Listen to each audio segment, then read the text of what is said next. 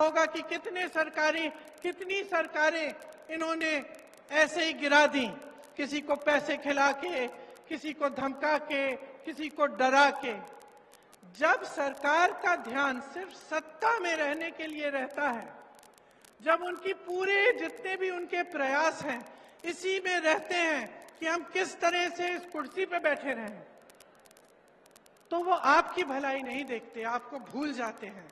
उनके लिए आपकी जो समस्याएं हैं, आपकी जरूरतें हैं, वो महत्वपूर्ण नहीं रहती। और ऐसी ही सरकार आज केंद्र में चल रही है। इस सरकार में धनवान का जय जयकार है, सिर्फ धनवान का जय जयकार है। और जो आपकी जरूरतें हैं, आपकी समस्याएं हैं, उनको हल करने का कोई नामो निशान नहीं है। इसीलिए इतना बोझ प्रदेश की सरकारों पर पड़ रहा है कि हर चीज के लिए आपके लिए राहत दिलवाने के लिए, आपकी मदद के लिए, आपकी सहायता के लिए इनको करना पड़ रहा है। और ये सही भी है। और जैसे मैंने कहा कि कांग्रेस के जितने भी नेता हैं जो उपस्थित हैं इस मंच पर, वो सब आप ही के लिए प्रयास करना चाहते हैं। वो चाहते हैं कि आपको आपका हक मिले और हर तरह से आपके लिए काम हो।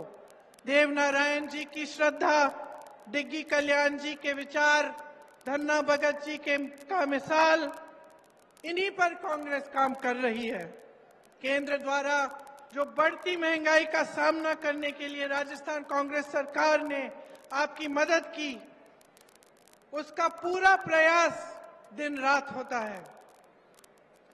देश में सबसे बड़ा स्वास्थ्य बीमा का कार्यक्रम राजस्थान में है। ग्रामीण क्षेत्र के लिए 1000 इंदिरा रसोई आज से शुरू हुई हैं। वहीं Indira Gandhi gas cylinder scheme में आपको गैस सिलेंडर 500 रुपए का मिल रहा है। साथ साथ मेरी बहनों के लिए इंदिरा गांधी स्मार्टफोन की जो योजना है, जिसका मैंने जिक्र किया, इससे आपको सुविधा होगी। कांग्रेस सरकार की नीतियों के चलते 1 करोड़ से ऊपर उपभोक्ताओं का बिजली बिल शून्य आया है।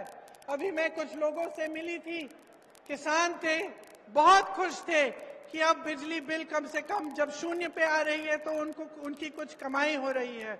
बहुत दिनों से कमा ही नहीं पा रहे थे क्योंकि केंद्र सरकार की नीतियों के चलते बहुत ज्यादा महंगाई का बोझ आप पर है। जो अन्नपूर्णा फूड पैकेट हैं, उनके माध्यम से आपको गेहूं, दाल, चीनी, तेल और नमक और मसाले मिल रहे हैं। देखिए, जब इस देश को बनाया, इसकी आजादी की लड़ाई लड़ी, जब इसको बुलंद किया, तो सिर्फ एक इंसान ने नहीं किया, चाहे वो महात्मा गांधी ना हो, लेकिन अकेले ये काम उन्होंने नहीं किया। ये काम उन्होंने आप सबके साथ, आपके पूर्वजों के साथ मिलजुल कर किया। इस देश को आजादी दिलवाने वाली जनता थी। इस देश को बुलंद बनाने के लिए भी जनता खड़ी है।